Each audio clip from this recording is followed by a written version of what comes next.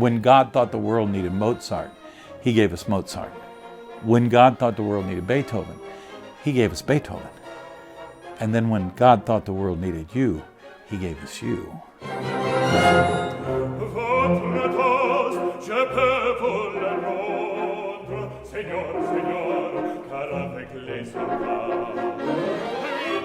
First of all, you discover you have a voice. You need to start when you're old enough to be able to take a little bit of criticism about your voice and divorce that from a personal criticism. But it really has nothing to do with your person. And therefore, like in my studio here, I have that sign, "You are the gift." And what that means, essentially, it's not your voice, it's not how you sing, it's you. I was a symphonic musician, I was serious about it, and I really wanted to be a conductor. But when I was in college, I'd placed out of some English and some history, and I had the opportunity to have some electives, and I wanted to take some voice lessons. So I met Jean Preston, and she said, "Can you sing?" And I said, "Well, how do you like it?"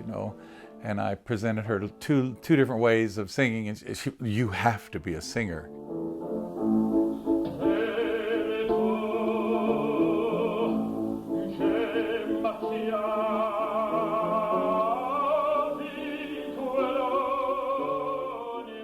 It's all been such an adventure.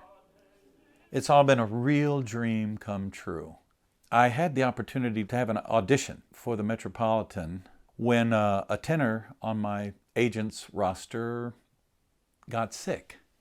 And as a consequence, he talked the Met administration into hearing this young baritone. They were like, "Well, we don't need to hear any baritones. We got plenty of baritones." And I got the call, and they were like, "Can you sing on Friday?" I was like, "I'll be there." And they said, "Well, can you come back in 7 days and sing on stage for Maestro Levine?" And I was like, "Absolutely." And so from "we don't need any baritones" to a week later, "Well, we're offering you a contract at the Metropolitan Opera." Let me get this picture, the black and white. The contract was to sing Jim Larkins in La Fanciulla del West. This guy is on stage for 10 minutes, and he sings for 90 seconds. Now, to sing this role of the Metropolitan Opera, I had to cancel a Don Giovanni at the Vienna Kammeroper and a Trovatore, Count de Luna, in Klagenfurt, Austria. But I was delighted to do it because it was my dream to sing at the Met. And of course, that little opening led to my 20 years at the Met, and that was a dream come true. But of course, like any other artist, I always wanted more.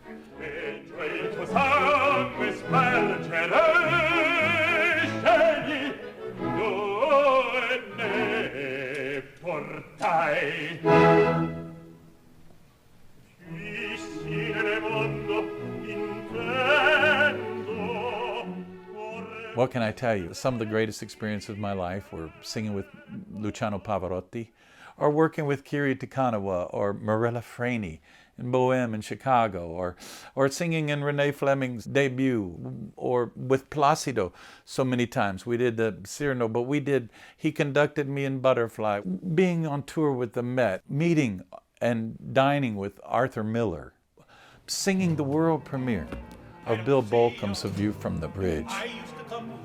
You was always there, and now you're running where?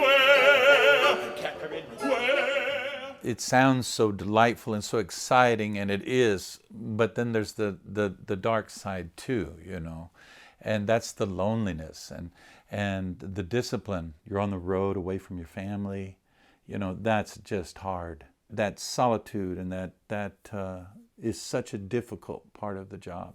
It would be hard enough if you had that support system, but ultimately you find yourself alone, After the last clap, it's get ready for the next show. It's tough. And take my advice, Father.